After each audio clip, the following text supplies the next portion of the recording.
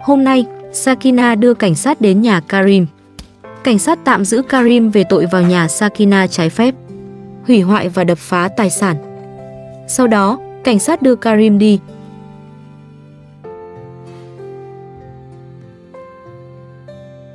Sinh tồn tự nhiên review, hãy đăng ký và theo dõi chúng tôi. Đây là động lực to lớn để chúng tôi tạo ra những video thật ý nghĩa gửi đến người xem. Chân thành cảm ơn. Hôm nay, khi nhiếp ảnh gia đến nhà Sakina như mọi khi, trời vẫn còn khá sớm. Nhưng Sakina đã thức dậy từ lâu. Nhìn gương mặt có phần mệt mỏi của cô, có thể thấy buổi sáng hôm nay đã bắt đầu bằng một chuyện khiến người mẹ này không thể yên lòng. Sakina vừa nhìn Hakan vừa nói, sáng sớm nay tôi đã đưa Hakan đi khám bác sĩ. Cô thở dài rồi nói tiếp, phổi của Hakan rất nhạy cảm. Tôi phải chăm sóc thằng bé thật cẩn thận. Hakan vẫn còn nhỏ. Đối với cô, những chuyện khác có thể chờ. Nhưng sức khỏe của con thì không. Trở về nhà, cô lại tiếp tục những công việc quen thuộc. Một lúc sau, Sakina quay sang nhiếp ảnh gia hỏi, anh có uống nước trái cây không? Nhiếp ảnh gia đáp, một chút thôi.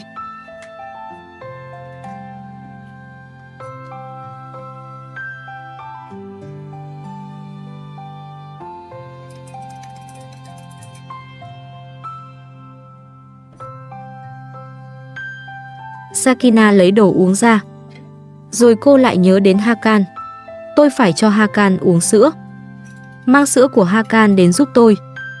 Cuộc sống trong căn nhà nhỏ lúc nào cũng như vậy. Một việc chưa xong thì một việc khác đã tới. Sakina vừa chăm Hakan, vừa chuẩn bị thức ăn. Cô nói, mẹ phải nấu ăn. Rồi nói, tôi sẽ tưới hoa. Nhưng khi quan sát kỹ, Sakina lại nói, bông hoa này vẫn còn nước. Có lẽ hôm nay không cần tưới quá nhiều. Trong lúc chuẩn bị bữa ăn, Sakina lấy nồi áp suất ra. Cô nhắc, nồi áp suất này rất nguy hiểm. Phải cẩn thận khi sử dụng.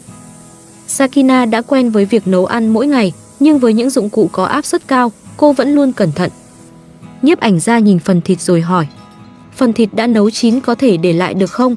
Sakina đáp, được. Nhưng ngay sau đó, cô chợt nhớ đến chuyện quan trọng hơn. Sakina hỏi, anh đã đến đồn cảnh sát chưa? Nhiếp ảnh gia nói, rồi anh báo một tin khiến không khí trong căn nhà lập tức thay đổi. Cảnh sát đang đến để làm việc với cô. Sakina im lặng. Có lẽ cô đã chờ chuyện này từ hôm trước. Sau khi trở về nhà và phát hiện đồ đạc bị xáo trộn, Sakina đã nói rằng cô sẽ mang những đoạn video mình có đến trình báo. Theo lời Hasti, Karim đã xuất hiện tại căn nhà trong lúc Sakina vắng mặt. Và hôm nay, cảnh sát thật sự đã đến. Một lúc sau, hai viên cảnh sát xuất hiện trước nhà Sakina. Ngay khi bước vào, một người hỏi thẳng, cô đã trình báo Karim về việc tự ý vào nhà và làm xáo trộn đồ đạc phải không? Sakina đáp, đúng vậy. Viên cảnh sát hỏi tiếp, nhà Karim ở đâu? Sakina nói, đi bộ khoảng 30 phút. Nghe vậy, người cảnh sát nói, vậy cô hãy dẫn chúng tôi đến nhà Karim. Sakina lập tức đồng ý. Được, viên cảnh sát nói, đi thôi. Sakina vẫn nhắc, nhà anh ta khá xa. Nhưng cảnh sát đáp, không sao. Và thế là cô đi cùng cảnh sát. Sau một quãng đường, Sakina đưa hai viên cảnh sát đến trước nhà Karim. Mọi người dừng lại. Hai viên cảnh sát bước đến gõ cửa. Trước khi Karim xuất hiện, một trong hai người nói, tôi sẽ giải quyết vấn đề cho cô. Có lẽ câu nói ấy khiến Sakina nhẹ lòng phần nào. Bởi suốt thời gian qua, cô luôn cảm thấy những cuộc tranh cãi giữa mình và Karim không bao giờ có điểm dừng. Nhưng hôm nay, ít nhất đã có người đứng giữa hai bên.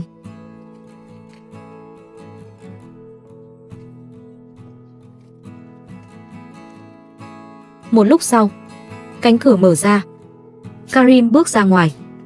Ngay khi nhìn thấy anh, Sakina lập tức hỏi, tại sao anh lại tự ý vào nhà tôi? Anh có quyền gì? Karim chưa kịp giải thích thì viên cảnh sát đã nói, mở cửa rồi ra ngoài. Anh phải đi cùng chúng tôi để làm việc. Karim lập tức phản ứng, tại sao các anh lại bắt tôi? Tôi đã phạm tội gì?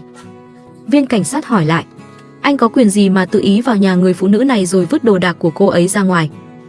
Karim lập tức nói, căn nhà đó là của tôi. Sakina nghe vậy càng tức giận, anh có quyền gì mà vào nhà tôi? Viên cảnh sát nhìn Karim rồi nói, anh nghĩ không ai có thể làm gì được anh sao? Karim vẫn khẳng định, mảnh đất đó là của tôi.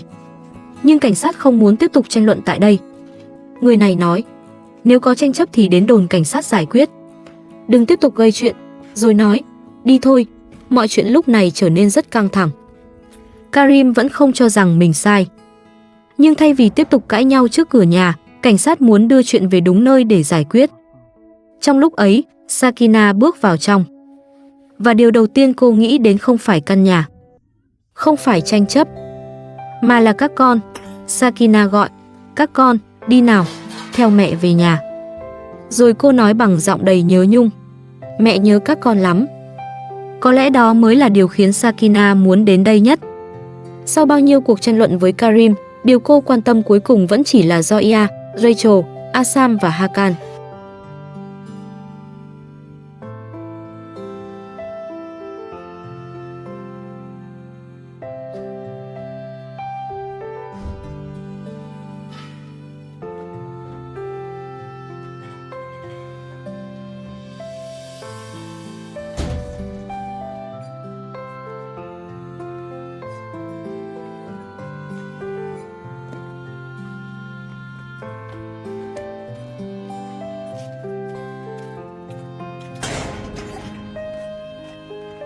Một lúc sau, Sakina đưa các con trở về căn nhà nhỏ. Không khí trong nhà lập tức thay đổi. Nơi trước đó còn khá vắng, giờ lại có tiếng trẻ con. Sakina nói, các con vào chơi với Asam đi. Rồi gọi, lại đây, ngồi cạnh mẹ nào. Có lẽ sau những chuyện vừa xảy ra, Sakina cũng muốn các con ở thật gần mình. Cô bắt đầu chuẩn bị đồ uống. Mẹ sẽ làm nước ép cho các con. Ngồi xuống đi. Rồi cô nói, uống nước ép xong, chúng ta sẽ ăn trưa. Trẻ con chỉ cần một cốc nước ngọt, một chút thức ăn và vài phút chơi cùng nhau là có thể quên đi những chuyện căng thẳng của người lớn. Sakina nhắc, không cần dùng thìa đâu. Mọi thứ dần trở lại giống một ngày bình thường. Nhưng Sakina thì chưa thể hoàn toàn bình thường trở lại. Một lúc sau, Zoya nhìn ra ngoài vườn rồi hỏi, sao mẹ không tưới cây? Sakina đáp rất ngắn, mẹ không khỏe. Câu trả lời ấy nói lên rất nhiều điều. Một lúc sau, cô vẫn bước ra khu vườn. Nhưng hôm nay, ánh mắt Sakina dành cho nơi này cũng khác. Cô nói, khu vườn này giờ cũng chẳng còn quan trọng nữa. Mẹ mệt rồi. Sakina nhìn những cây trước mặt rồi hỏi, cây cối sao thế này? Trước đây, khu vườn luôn là nơi cô tìm đến mỗi khi buồn. Đó là cách Sakina giúp mình bình tĩnh lại. Nhưng hôm nay, ngay cả khu vườn cũng không thể khiến cô quên đi sự mệt mỏi. Có lẽ quá nhiều chuyện đã xảy ra trong thời gian quá ngắn.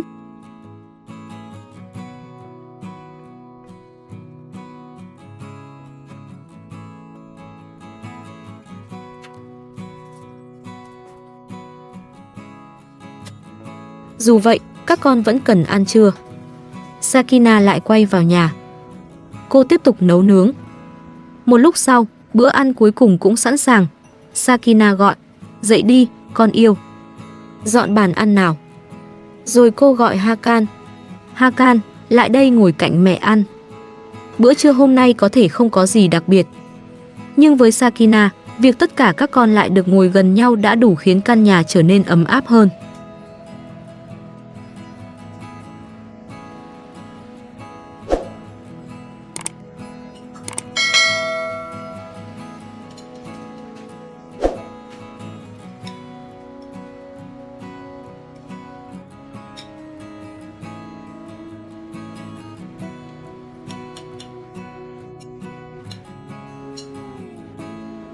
Sau bữa ăn, Sakina bắt đầu dọn dẹp. Bát đĩa được thu lại. Dọn xong, Sakina cuối cùng cũng có một chút thời gian để ngồi cạnh các con. Cô gọi Asam lại đây, rồi nhắc, đóng cửa lại. Vào trong chơi đi. Cô không muốn các con chạy ra ngoài. Cũng không muốn bất kỳ chuyện bất ngờ nào xảy ra thêm. Một lúc sau, Sakina gọi, Asam, lại đây ngủ nào. Cô nhìn thấy con khát nước. Con khát rồi. Uống nước đi. Uống đi, con yêu. Rồi cô lại nhắc, Asam, con cũng nên ngủ đi. Asam vẫn còn nghịch. Sakina nhìn con rồi nói, đừng lè lưỡi nữa, Assam. Giọng Sakina lúc này đã khác hẳn lúc đối diện Karim. Chỉ còn một người mẹ đang dỗ con uống nước và đi ngủ.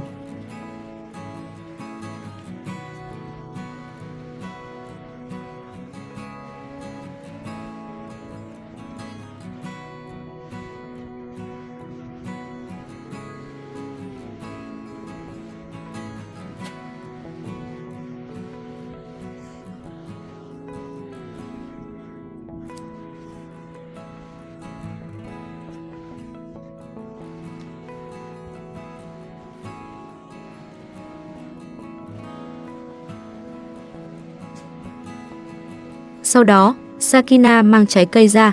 Cô gọi, lại đây ăn trái cây. Zoya ngồi gần đó lại đang ăn một thứ khiến Sakina chú ý. Cô hỏi, Zoya, con đang ăn ớt à? Có lẽ miếng ớt khá cay. Sakina lập tức lấy dưa đưa cho con. Ăn thử miếng dưa ngọt đi.